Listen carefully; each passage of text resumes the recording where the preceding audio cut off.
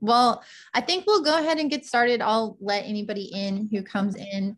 I want to just run through a few announcements first, and then we'll hand it over to Bet. We are recording and we'll post the video with captions and transcript up for anyone who missed later on or wants to review it later.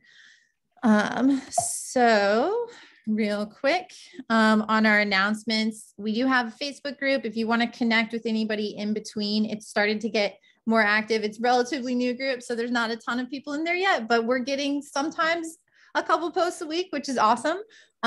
So you can join that. Our next two upcoming talks are Joe Dolson, who is a core contributor and he makes the WP accessibility plugin. We'll be talking on Monday, August 16th at 5 p.m. Pacific. And he's going to be talking in the beginning about his plugin use cases for it, what it can do and what it can't do. And then the second half of his talk is going to be more open Q&A for anyone who has questions about accessibility in WordPress core, since he's on the core team. And then on Thursday, September 2nd at 8 a.m. Pacific, we're going to have Joe Simpson talking about, so we have two Joes in a row, talking about WordPress accessibility basics, which is great if you're just getting started, but maybe also if you want a refresher on maybe some things that you need to share with clients, because sometimes we forget the things that seem intuitive to us are not intuitive to people who are just getting started. So it should be a good talk either way. And then other announcements, there we go. We are working on, we've had requests for live captioning. We are doing the best we can. I'm working on trying to find a sponsor or multiple sponsors who can cover live captioning. Unfortunately, I checked in with the WordPress Foundation and they don't have funds to just provide that on an ongoing basis for our meetup. So if you know of a company who you think might be interested and you want to recommend, we'd be happy to reach out to them. Or if you want to get them in touch with me or Emma, so we can talk about that. And then also just a reminder, if you ever need any accommodations, contact Emma or me, and we're happy to do what we can to make this more accessible for anyone, either in the recording afterwards or during the event. So today I'm excited to introduce, I don't know what's up with my magic mouse is being really jumpy. Maybe it needs to be charged.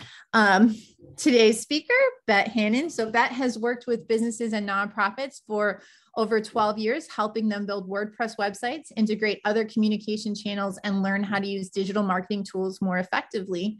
She's the founder and CEO of BH Business Websites, and that designs, builds, and maintains accessible websites, including membership and e-commerce sites. So we heard Bet lives in Bend, Oregon, and she's an organizer of the meetup there. And we're super excited to have her speaking to us today. So I'm going to stop sharing and let you take over, Bet. Sure. And then when I get to do that, let's see. Did it work? I hope so. Is that better? Are we sharing the slides now? Yeah. Yes. Perfect. Great.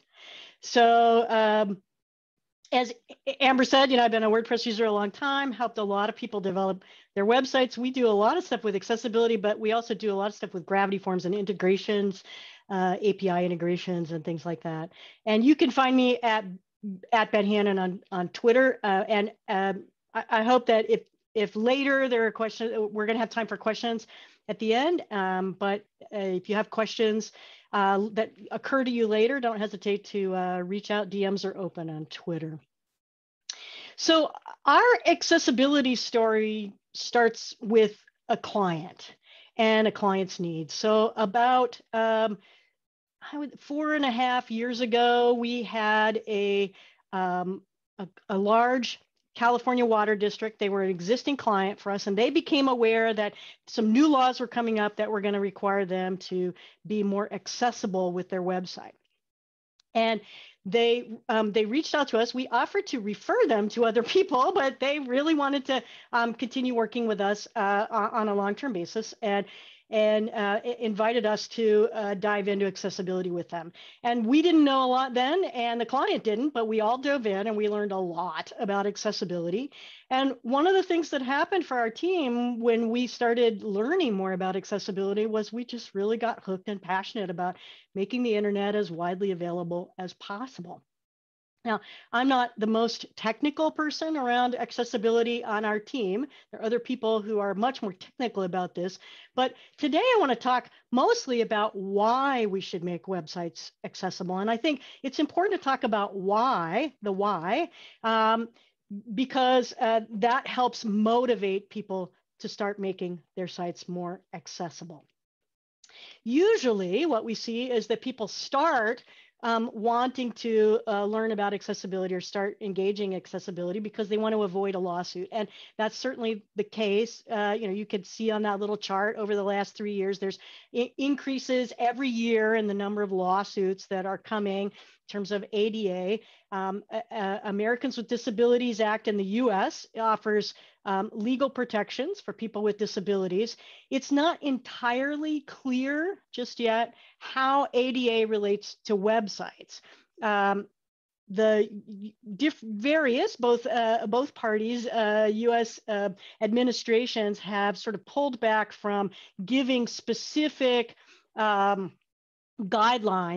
about what makes a site accessible or not accessible, or what qualifies in all of that. And so what we're left with is lawsuits that are coming up under Title III of the ADA, which deals with public accommodations. And so typically in the US, and this will be very different in other countries, especially in like the European Union. We have some folks who can speak to that if there are questions about that. But the business might receive what's called a demand letter. And it's basically notifying you that there's an intent to sue because they found an issue on your site.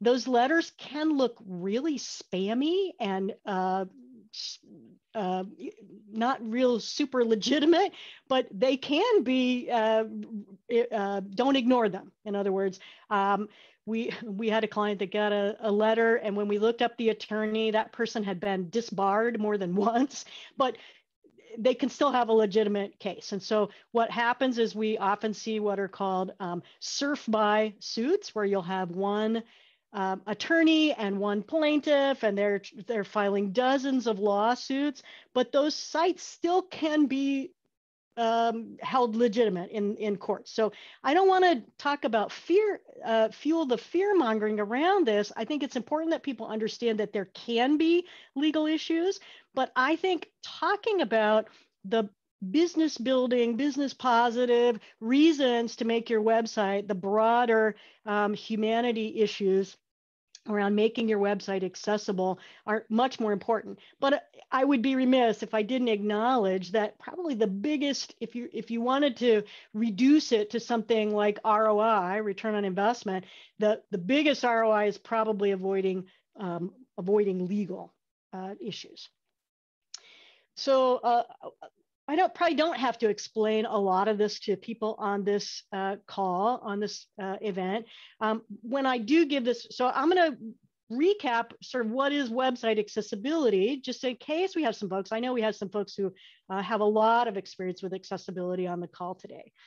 But when I go to networking events and I introduce myself and I say my agency specializes in doing website accessibility, it's almost like I see a little confusion thought bubble forming over the person's head. And in one side of that is a person in a wheelchair, and in the other side is a website, and they just can't quite figure out why a person with a wheelchair would need accommodations for a website. We want to talk about what is website accessibility, because I think when you understand what it is, you can be more committed to it. So the big picture is that while a lot of times people assume that the number of people with disabilities that might come by their website is very, very small, there are actually a significant percentage of people who have a permanent, or sometimes we say temporary, disability that means they cannot use your website in the same way as the majority of folks. So a temporary disability might be something like, I've badly broken my hand and I can't use it for mousing anymore. In the US, the CDC, that's the Centers for Disease Control, estimates that around 25%, and that holds true about that same percentage in all developed countries. So we could round it to 20 to 25%. That's 1 in 4 or 5 people. So it's not a tiny number of people that we're talking about affecting. It's quite a few people. And the thing to remember is that this number goes up as we age. And in the US, at least, and other developed nations, the average age of populations is going up. So the number of people that might need some accommodation is actually going up over time. So website accessibility, simply put, is giving people with diverse abilities equal access, equal opportunity to access your web content. So for instance, a lot of people don't know that if you are a person who has severe visual disabilities, maybe even total blindness, there are tools like screen readers that will be able to read out loud to you the content on the web page and help you navigate through the page if it's formatted properly.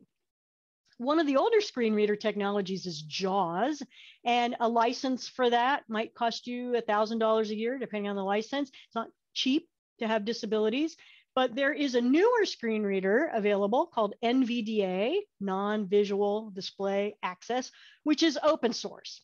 And if you've never looked at a screen reader, you can go to the NVDA site, you can download that software, you can try it out. If you do that, I would encourage you to make a small donation to support that open source work, which is making tremendous impacts in the lives of people around the world for being able to access the web. You should also go to YouTube and you can search for videos of what it's like for people with visual disabilities to use screen readers. I want to stress that it's important that we not assume that as we play around with a screen reader, that's the way a person who is blind or visually impaired might use a screen reader. We sent, about a year ago, sent our developer to do training with the trainer for the Oregon Federation for the Blind. And that was the big takeaway, is that people who get trained to use these, who have visual disabilities, use them differently than a sighted person would do. So definitely test them out, see what they're like, get a sense for understanding how these things work.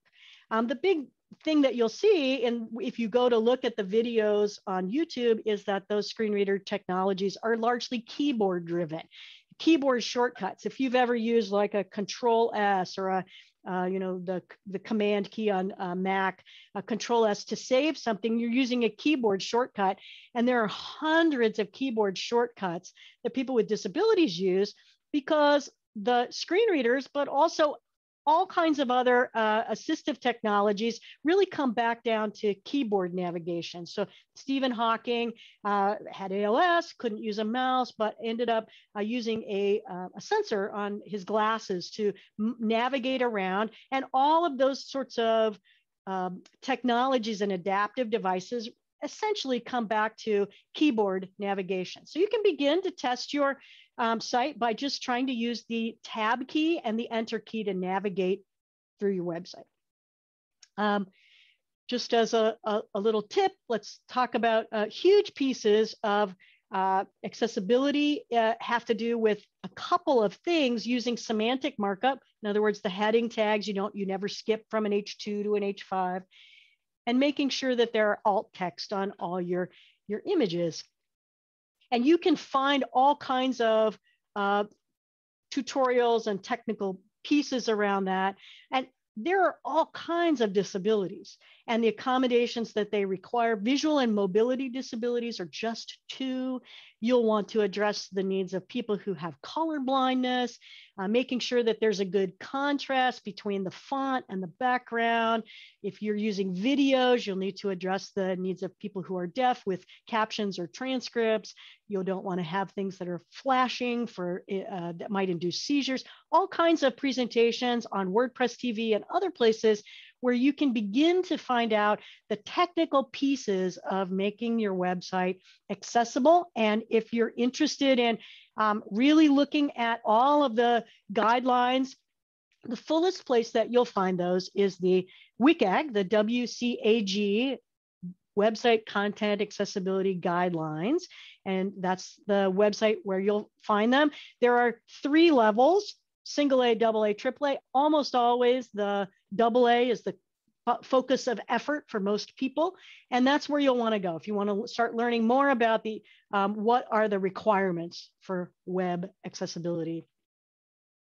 I'll do a quick PSA, and that is you want to avoid overlay plugins. So things like Accessibility and other overlay plugins. And what those plugins are trying to do is use artificial intelligence, AI, to, on the fly, as your web page is being loaded, they'll try to fix your problems, your accessibility issues. The problem is that AI only detects about 30% of the issues anyway. And then often these sorts of accessibility tools that you're trying to add in may conflict with the tools that a person who is already has a setup and tools on their computer for using websites. They may conflict and actually make problems worse. And so I'll be sharing these slides at the end, but here are 3 blog posts about accessibility overlay plugins and the problems that they have. Really, the only use case, in my opinion, for overlay plugins is if you are being sued and you need to quickly get some things corrected while you are fixing things. It's a stopgap measure.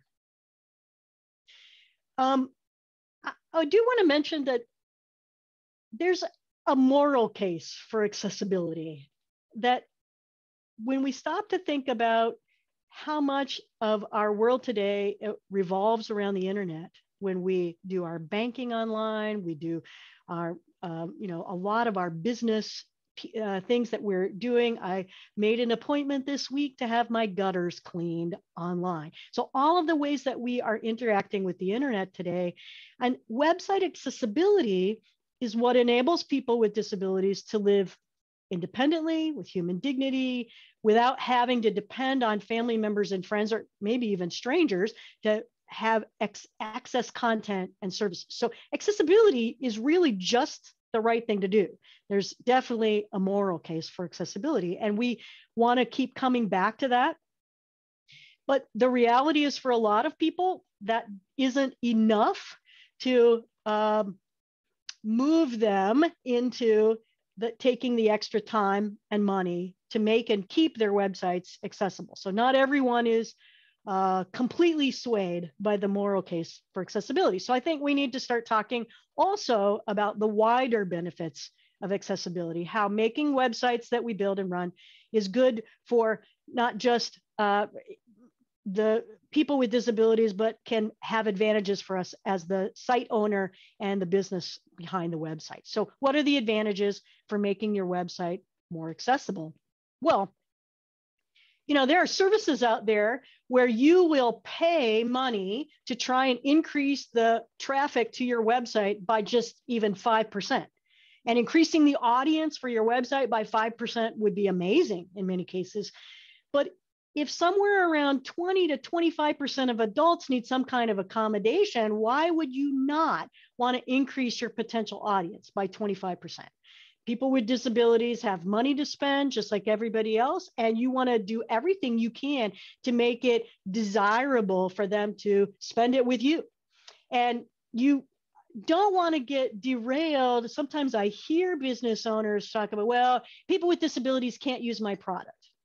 So, if you sell hunting rifle scopes, traditional hunting rifle scopes, then a person, George, who's legally blind, might not be your primary customer. But why would you want to prevent George from researching or buying hunting scopes for his family members? And you should know that there are actually hunting scopes for people who are blind. And why wouldn't you want to include those on your site and make the site accessible and tap into that market? So you can expand the accessibility of your website and expand your potential audience. One of the most basic accessibility tasks is to add alt text to your images. And as I said earlier, that's what a screen reader will read out loud, or that's the text that the screen reader will read out loud to the person who's using it.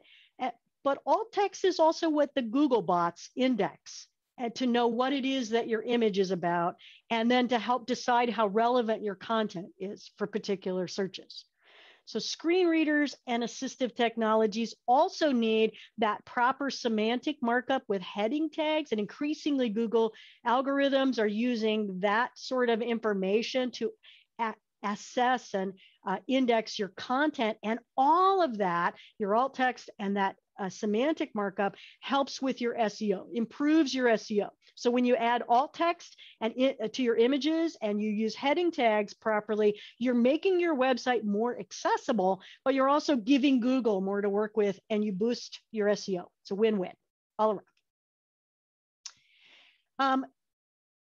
One of the things that accessibility does is improve everybody's experience. If you think about curb cuts in sidewalks, the curb cuts are put into the sidewalks for people who use wheelchairs and mobility carts, and they absolutely help people with wheelchairs and mobility carts. But when I'm hauling my luggage around, I am super happy for those curb cuts. When I push my granddaughter around in her stroller, I'm super happy for curb cuts. So when you make your website accessible, you're going to be looking at things like, how many clicks does it take to get down to the information? Do the colors have enough contrast for good visibility? And those things will make it easier for everybody to use your website. Consider that some people won't necessarily have a legal disability, but will have contextual limitations. If I'm using your website while I'm trying to hold a wiggly baby, or I'm on my phone in bright sunlight, then accessible websites are going to be easier to use when people are in those situations as well. And when people find your website easier to use, they stay on it longer, they enjoy the experience more. This increases the chance of them converting to customers. So I like to call this the curb cut effect. You know, let accessibility make your website better for everybody. And by the way, all kinds of accommodations and technologies that have been originally developed to assist people with disabilities have spilled over into the mainstream to make all of our lives easier. All of our AI assistants that we use, like Alexa and Google Home and all of those, started as ways that AI could help people with various disabilities. So make your website accessible and improve everybody's user experience.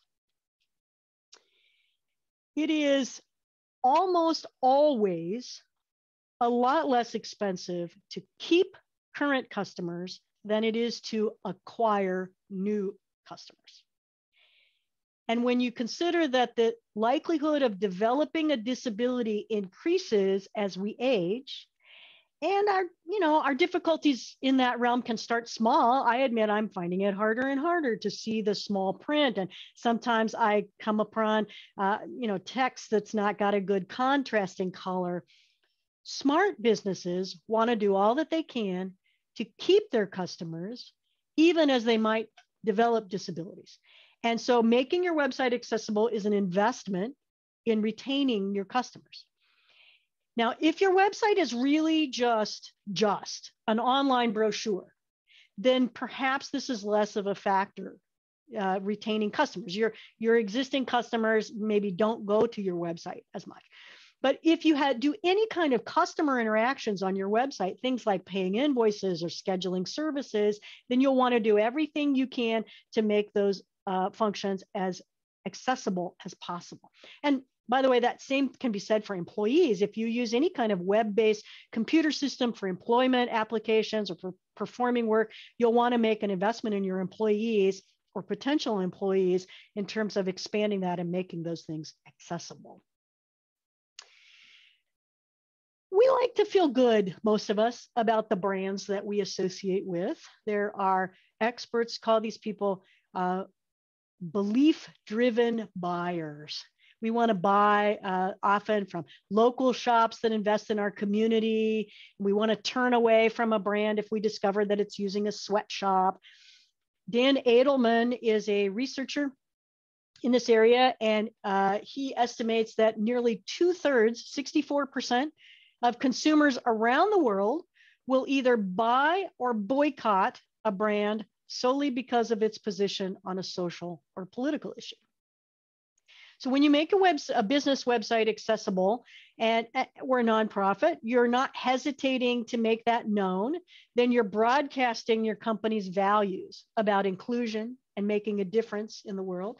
And that can be a significant investment in promoting your brand. You know, that's not only about being attractive to people with disabilities themselves, but when I have a family member or a friend or a loved one who's affected by a disability, then I pay attention to whether they're included or excluded.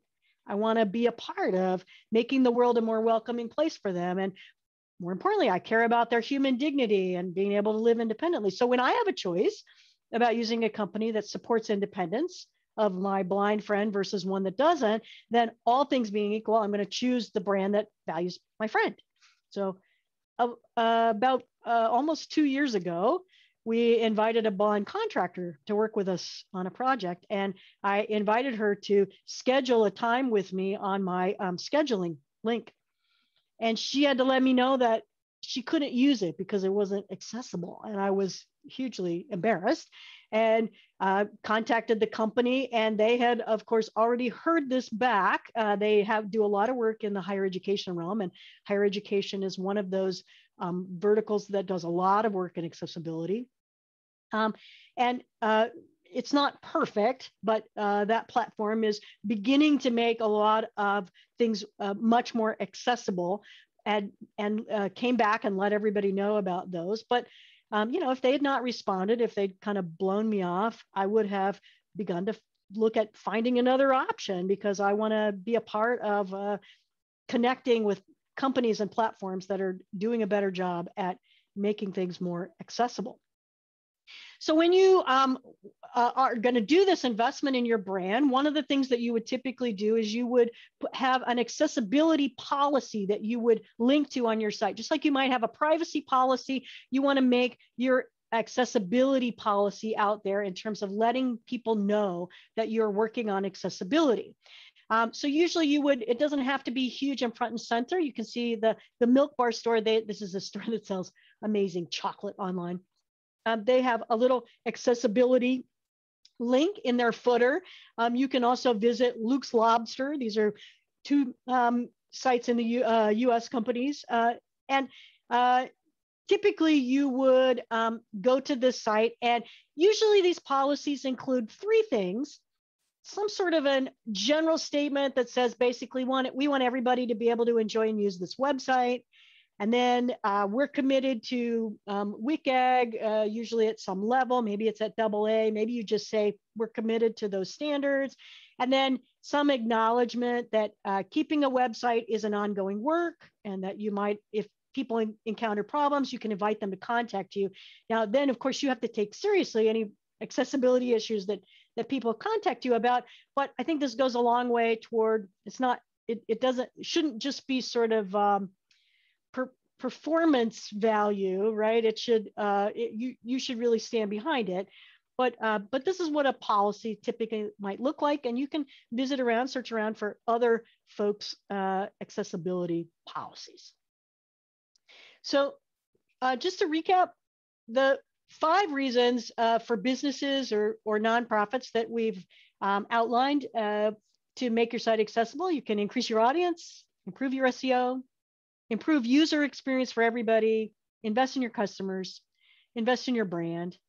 But I want to briefly talk also with some tips for developers and agencies.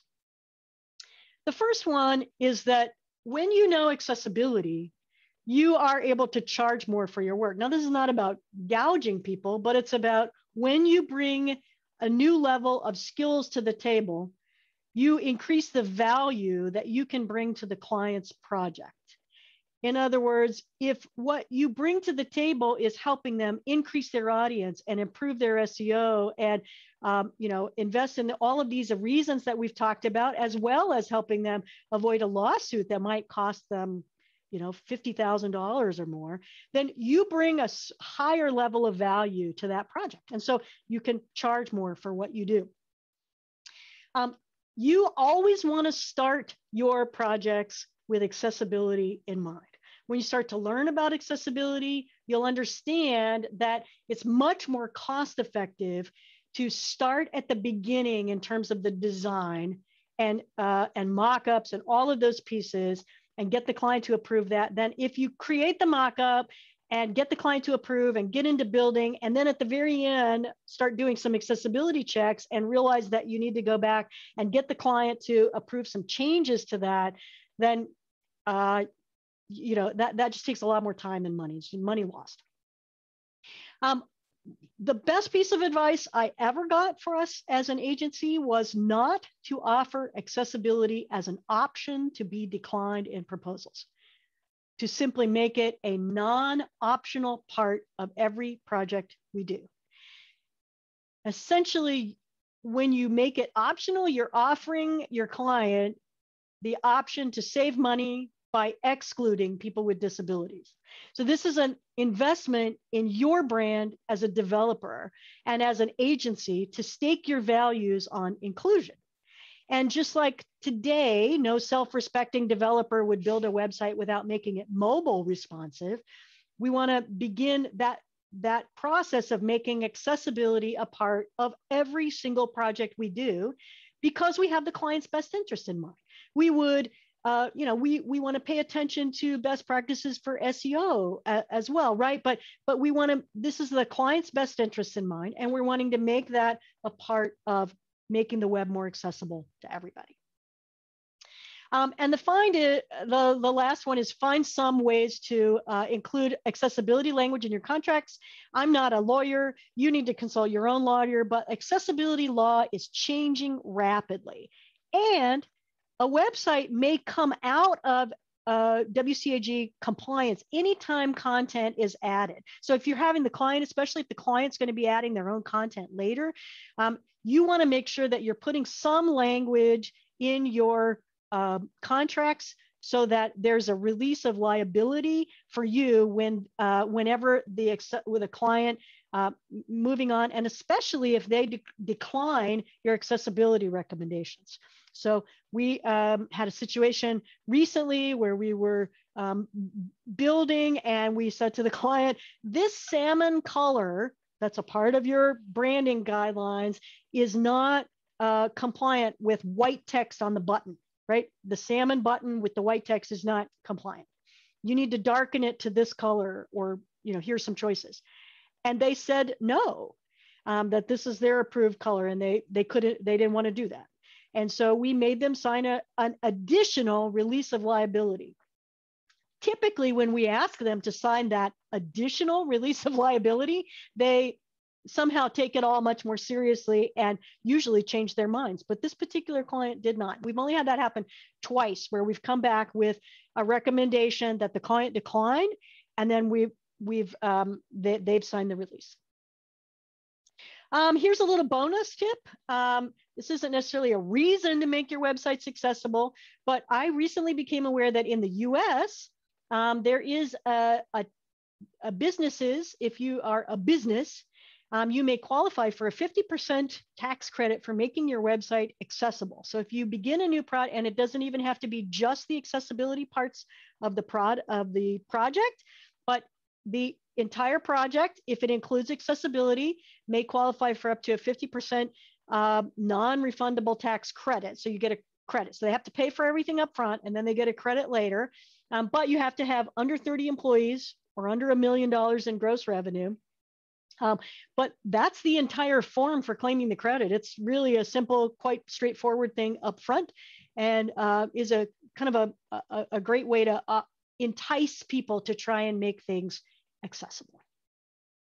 And additionally, I also learned that in the US, there is at least one company now offering businesses insurance against ADA lawsuits for their websites. And more of these will likely surface. And it's actually at a fairly reasonable cost. And it comes paired with some kind of coaching and a bit of remediation a discount on some remediation work. So if they don't have a landing page for this now, but reach out to me if you want more information about the ADA insurance. So accessibility is the right thing to do, but it often makes business sense too. And really hope that folks have some questions and we can explore a little bit more about accessibility. Thanks. Thank you so much. That was great. I put a couple questions in the chat to get us started, but anyone is welcome to either unmute themselves and ask their questions, or if you feel more comfortable, you can put it in the chat and I'm happy to relay them. I do like to read out the questions though, just for the transcript and the recording, so that if someone doesn't watch the video or see the chat, they have context. So the two that kind of came to mind to me when you were talking was the first one you mentioned, following or checking YouTube, which I think is a great recommendation. I've been following Taylor Arndt, who was our speaker last time. I think I wrote last week, but it wasn't actually last week for at our last meetup, because she shares some stuff on YouTube and then she also podcasts. So sometimes I listen to it, which works out okay because then I just hear what she's saying in her screen reader without actually seeing. But I'm wondering if you have any recommendations for other people, because I haven't spent enough time looking. Do you know of anyone you recommend following to get more experience of how they interact with the web? Or did I stump you? Well, I'm trying to remember. There was one that I used to use. And in fact, when I've done a previous version of this, like at a WordCamp, I had a little clip. There's a guy from USC that does a thing, and it's kind of nice because he shows his hands on the keyboard and what he's doing, as well as what's happening. Yeah, no, I don't have anyone in particular. The thing that's always just super amazing to me when I watch and when I've been with people who are using screen readers is that some people may not really, when you listen to a podcast or you're listening to an Audible book and you can increase the speed of the book or the read back, people who use screen readers are often have that speed up to like 4, 5. It's 6 super times. fast and it's just like, what was that? It just flies by me and I'm always amazed at that they become really adept at and super quick at navigating through things. And the other thing that is surprising to me sometimes when people are using screen readers is that they really don't read through all the content, that they're really surfing through to get what they want the screen reader to read to them is the H tags and the links. And so if you're using the link text that you're using, so if you use if your link text, what the text that shows inside the link, if all of it just says click here, the screen reader will just go click here, click here. And about the third one, they're just off. There's no context for that. So. Yeah, I think Taylor, she uses headings a lot to jump around on the page in my observations of her on her screen reader. And so it really shows the importance of heading. Hey, Emma, want to read my question? Because I've got background noise apparently again. So I'm going to mute myself. Maybe you can read my other. Yeah, so Amber's other question is 64% is a bigger number than I realized for people that make values-based buying decisions. In your experience, what is the best way to communicate the investment and accessibility to customers? Do you recommend anything else in addition to the footer accessibility statement? I think the footer, I don't know that you want to, there's kind of sometimes a fine line between becoming performative in a kind of unseemly way, right? And so I think having it in the footer is clearly the easiest way.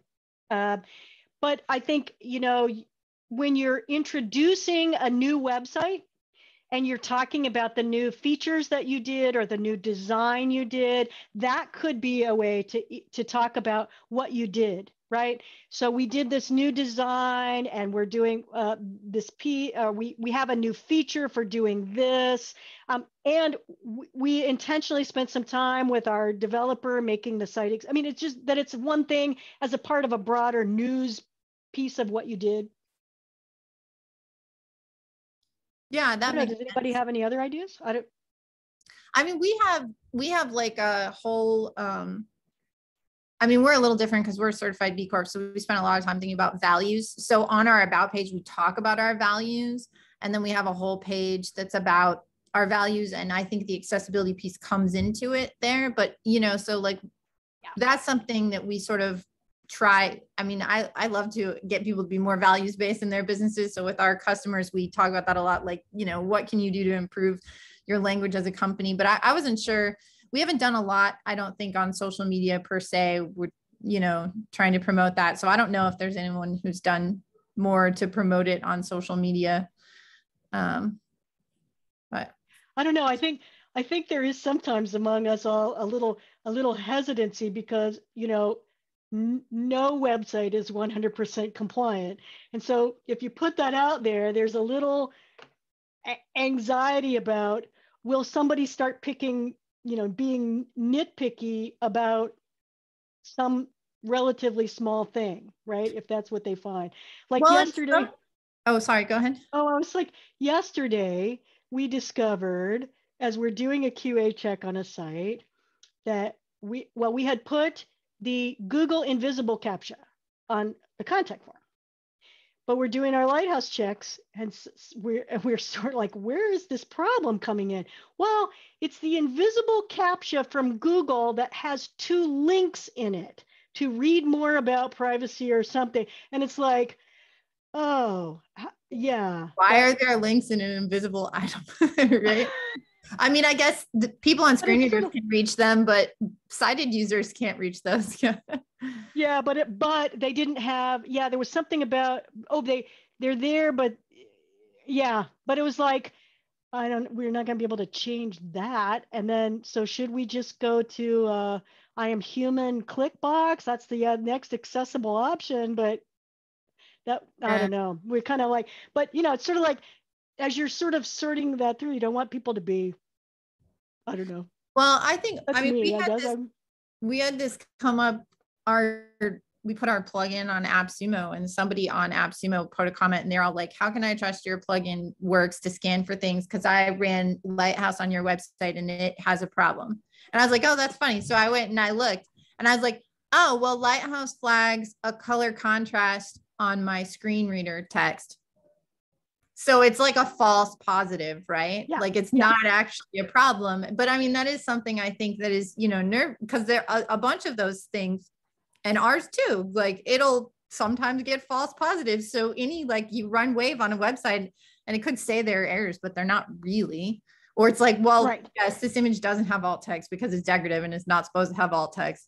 So it's like, it is definitely hard as a business to put out there. We do this because some people know enough to like make a PR stink, but not actually know whether or not it's accurate, right? Well, and I think that's what just makes accessibility hard in general, is that there's a lot of times where it's not a black and white thing, right? Mm-hmm. Yes, you should have alt text on but not on all the images, right? So then it's like it's just harder to teach people and help them understand when there's all of these in these cases, but not these cases, right? Mm-hmm. Just looking at the chat real quick. So Peter put a couple of things. He said he enjoys Samuel, and I don't know how to pronounce this. I apologize. Prowls. Proux's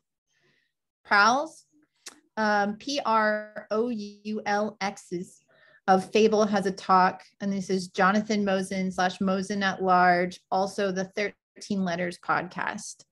And I haven't heard of that one. So I have homework. I'm going to go check them out. Yeah, for sure. Nick put in a link to Taylor's YouTube channel, so we can make sure that is in there. And Nick, what did you say? My coworker once said Lighthouse is a dad that never approves of you. No matter what you do, you can't make Lighthouse happy. Yeah. That's for sure. I love that analogy. Does anybody else have any questions or comments for Beck? I do have, I have one kind of specific to a situation I was thinking about, which is for a band website that I work on. It's like an instrumental band, and I'm wondering, like, I think if they had vocals, it would be you know, easy to add captions and stuff to their videos. But like, you know, there's just audio players on like SoundCloud and stuff, and I mean, it's nice to see the waveform. But I'm wondering how you can do anything with like instrumental music to make it more accessible, or if that's even something that people want. I mean, I know like as like my hearing and you know, declines, I'd still like to be involved in the music scene and stuff. But you know, That's a really great question. I don't have any. I'm not sure I have any good suggestions for you though. I mean, I guess you'd want like a it's like a written equivalent of an auditory description. So like like a visual description. I'm forgetting what the exact word is for it. You know, where blind people, you can have a separate track on video that literally describes what's happening in the video. So I'm wondering if you need like a written out like description of the instrumental, you know, what instruments are included, if they're loud or not, what emotion it's conveying, maybe something like that. Drum solo. Yeah, you know? I was thinking about like how Netflix and stuff does it, where you know, I'll just say like tense instrumental, but like I'd rather have something more detailed where it could show like when the instruments are coming in, you know, kind of like a grid or something. And then like it could tell what the instrument is and what like kind of tone it's trying to convey. But the only way I could think to describe that is like, hey, here's a Steely Dan sounding guitar solo or what. And like, you don't know what Steely Dan sounds like. How are you gonna, you know, I mean, it's already difficult to kind of explain musical motifs and stuff. I don't know. So later, yeah, I don't know, but I will say later in the year, it's going to be a while, but we're going to have Meryl Evans speak, and she is going to talk all about captions and transcripts. She is a deaf individual and is going to talk about that. If you're able to attend that one, I think this would be a fabulous question for her. Like, what does she like to see? Awesome. Yeah, that's great. Or she's very active on LinkedIn and Twitter too, I think, but you could reach out to her there. And yeah, on LinkedIn, she's got a blog. We can maybe, Emma, do you have her website address? Maybe you can throw it in the chat because she might have information on there already. Yeah, well. I love that. Doug has a question. Yes, thank you. My name's Doug. I am from Salem. Somebody was mentioning Salem just as I popped in here, so I'm not sure where that came from, but awesome. I know that you're in my parents live there, so. Oh. And I'm in Bend. Right now it's smoky Salem, Oregon. Yeah. Ugh, not the fun Salem. My question has to do with the Form 8826 that you mentioned, Bet. Or does anybody have any experience with that as far as success rate? I was told before that it's not a guarantee. You have to be accepted. You fill out that form and they assess whether you're a valid person or a valid business for that. Do you have any experience on success rate? I don't. I know that we have, I only became aware of the form in the last 3 or 4 months. And I do know that we have 2 clients who are planning to submit it for this year's taxes next year. So we'll see what happens with it, but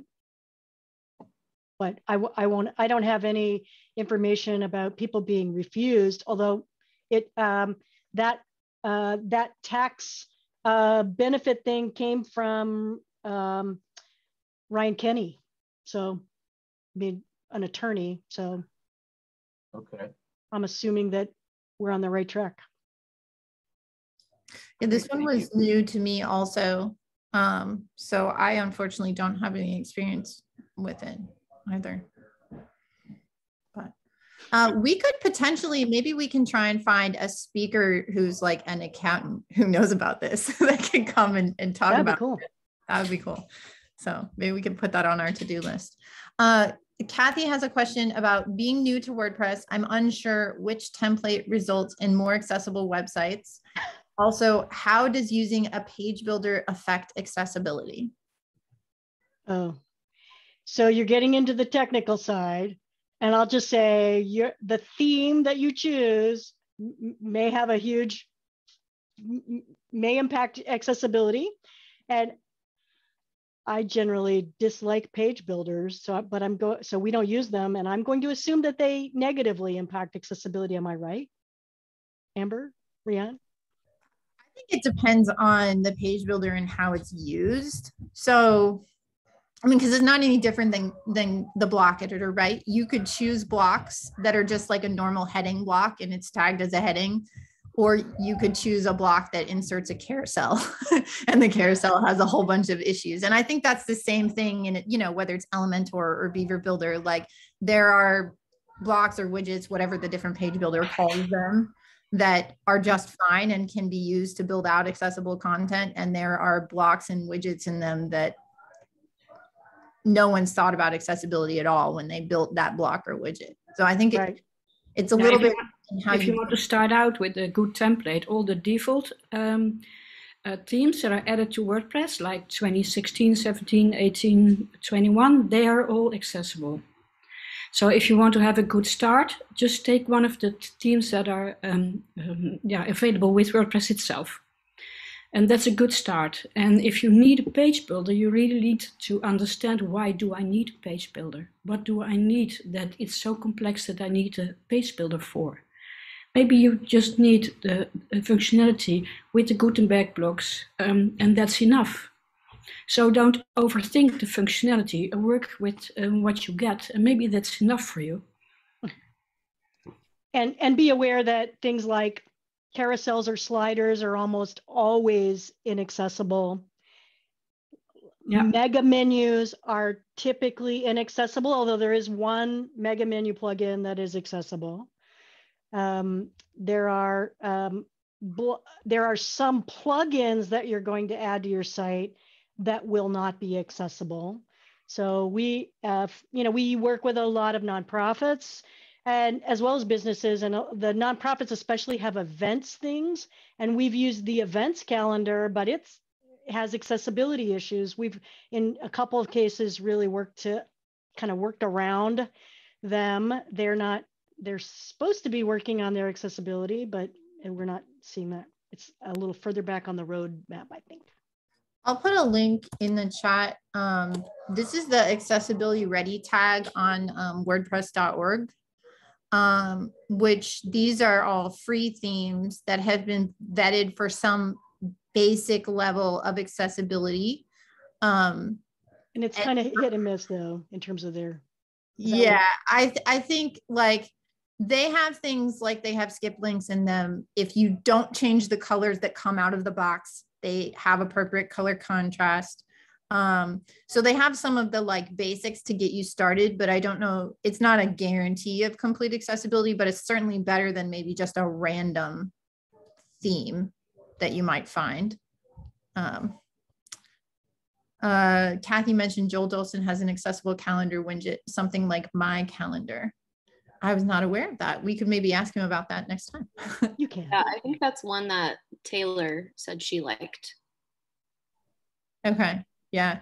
Well, and that's another thing which she talked about last time. If you're interested, you can catch the recap, I think is on our website now. But a whole nother side of if you're ever going to have anyone working on your website in the back end who needs to use assistive technology, some plugins, their output on the front end might be fine, but if their back end isn't good, it wouldn't be usable for your employee or contractor or staff member who is actually editing the website. So, Graham.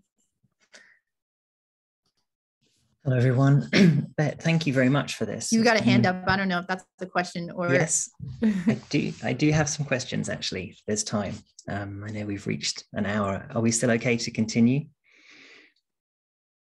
Sure. Yep. Okay, great. I just wanted to say that I looked up the Luke's Lobster site and their accessibility information there, Bet, which is great insight for me, because I'm currently putting together something similar for my client right now, and I liked how they actually put in a little limitations and alternatives sort of waiver within that too. But the other day I came across a hotel which had a similar one, and I could even share that in the chat here. Let me do that now, which I thought was fascinating too, because they actually went into providing information about browsers that could help with links and accessibility references and software and services for HTML validators and things. But my big real question here that I wanted to bring up was, in your experience, who should be the point of contact on these statements? Should it be the developer or should it be the customer, the owner of the website? Typically, we make it the owner of the website, because then they're the ones that are legally responsible, at least in the US, right? And so they would need to follow through on that. They need to know that the issue is coming in. Yeah, and Are you thinking you would do it? You would put yourself there? I mean, the site owner is sometimes, maybe frequently, not able to implement anything, but they're going to be in charge of that customer response, right? You would want them to have the kind of interaction with their customer, their client. That's where I would have gone with it, and I'm just interested because the customer probably wouldn't have much of an idea as to how to handle this. They just forward it on to whoever's developed the site, and I can understand that. But I suppose also there's this aspect that if you're building a site primarily, with the sort of almost the promise that you're building it to a certain level and you're taking ownership for it. And again, that's probably not something that, the liability waiver would hopefully sort of give you some distance from it. But I'm very much aware that I don't want to overpromise and have my customer sort of get hit by things that they have no clue about, and just trying to protect them with, they hopefully they'd be part of one of my care plans, which, hopefully, would maybe mean that in this case, I would have them come to me and CC them in to the customer as well. Well, maybe you set up a couple of forwarders, and so there's a email accessibility at domain name, but it sends an email to both you and the client. I just think in terms of the relationship between me and the client, I want the client to know this work came in, that we're going to take care of them for them. Yeah. Right. Absolutely. I want them to understand and communicate. I want them in the loop of all of that, and they should be on the front loop of that, I think. But yeah, I agree now. Thank you. And I have one other question, which was, you mentioned there's a mega menu plugin that is accessible. Could you mention what that one is? I knew you were going to ask me that when you said mega menu, and I don't remember. I'll have to look it up. That's all right. Okay, fine. Thank you. And those are really my points, but thanks so much for today. It's been great insight. Good, thanks. I did a fair bit of testing on these, and I think recently, so Max Mega Menu is the one that I thought was the closest. I think that sounds right. There was a few interactions with regards to triggering the open and close of drop downs and then being able to escape out of them that I think needs some improvement, but it is most certainly, I think, the best. But again, this is another interesting scenario, because with this plugin, you can basically build it as if it's like widgets. So if you randomly stick a rogue H6 in your mega menu, right? Like then you have headings out of order because you've done something like that. If you're, I don't know if you're a coder at all, but let me find it real quick. Adobe has an open source mega menu that's accessible. accessible.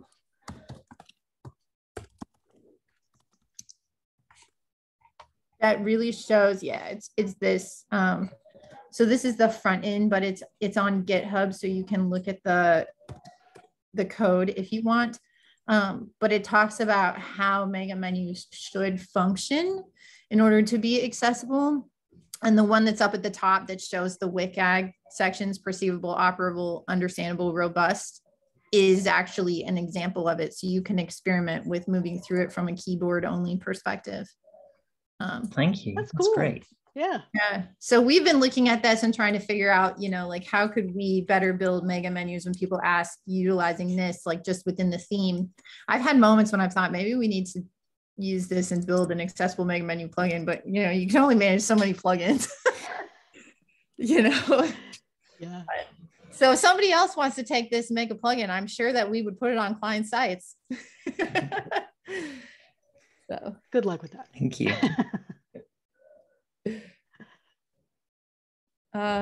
Anybody else? Oh, I have a question about the insurance. I was just wondering, like, since the cost of the insurance looks like it's less than hiring a developer to actually work on accessibility, is that going to be a problem going forward? I don't know. So the insurance, it's interesting how the insurance works. So the premium is $2,000 a year. They work with a firm that does education and some remediation work. So when you first pay the premium, I think you get $5,000 of coverage. And then you move through some milestones with this coaching and remediation thing. Now, some of the remediation may cost you additional, but it's at some special rate, I guess. But there are these sort of milestones that you meet. And as you meet the milestone, the amount of the coverage goes up to, and at the end goes up to $50,000. So initially you do 5, and I think 10, and then 25, and then 50. Oh, and so okay. It's a really interesting concept. I think I misunderstood it. I thought it was $5,000 a year for. No, it's $2,000 a year. This is what they told me when I last was in contact with them. $2,000 a year for up to $50,000 in coverage, but you start at a much smaller coverage rate, and then you go up.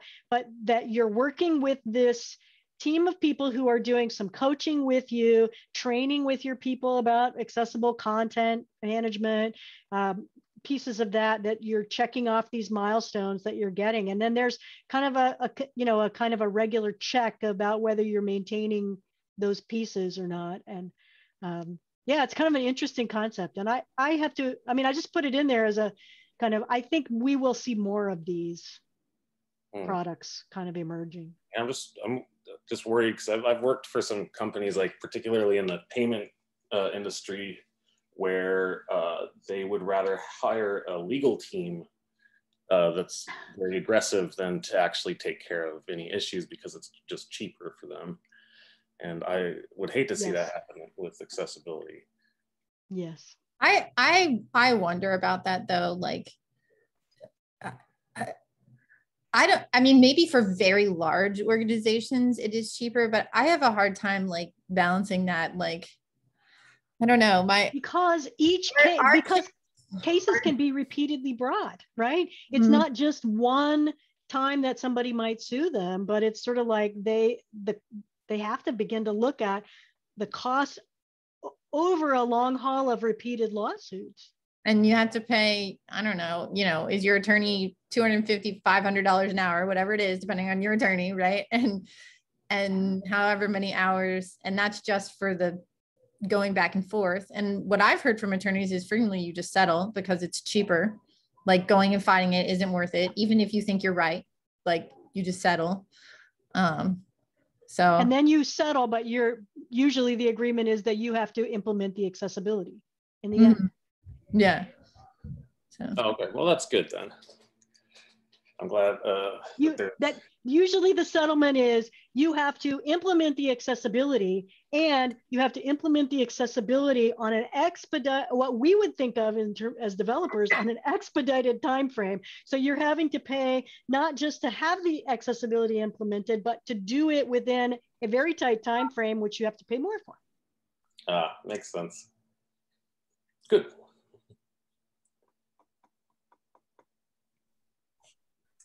Well, I'm hoping that actually we're building, just one more widely as a community, we're building more incentives for people to just do the accessibility, right? And there's carrots and there's sticks.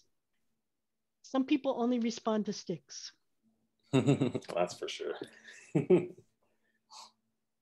I do have one more quick question if you have the time. I was wondering if, and I think contact forms for accessibility issues.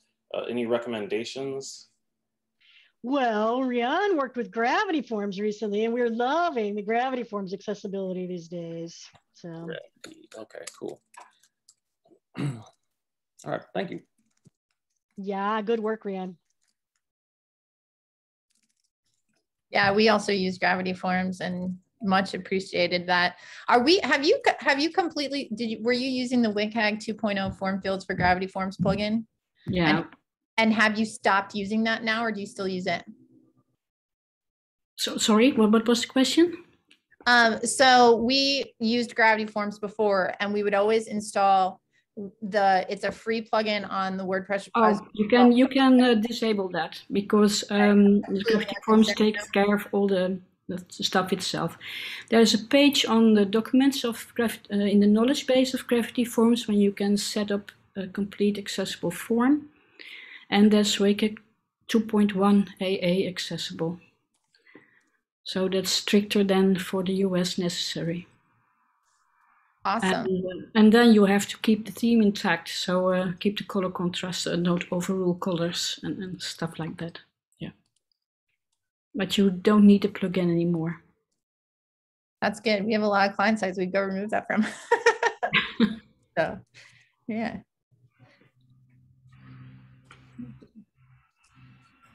Just shared a link in the chat, and it's something that I can't vouch for personally, but I've heard some good things about Monster Contracts, and I just scrolled down through their page and they seem to be referring to accessibility as well. So somebody may find that useful. I'm going to have to look at it separately, but yeah, we worked a little bit with Nathan in terms of sending some suggestions, and then they worked with Ryan, I think.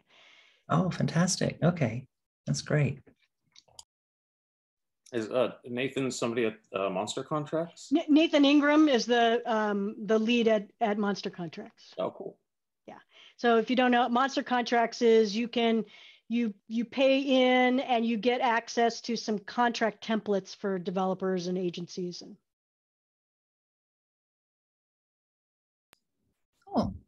And so it's an alternative that's cheaper usually than hiring an attorney to do it for you. So, but you always have to be careful when you're doing that. So, well, we're at 12:15, so I think I'm going to wrap us up. Bet you can find on Twitter at Bet Hannon, right? Yep. You can DM her, she said, if you want. And if you want to join our Facebook group, that's another great way to connect in between meetups.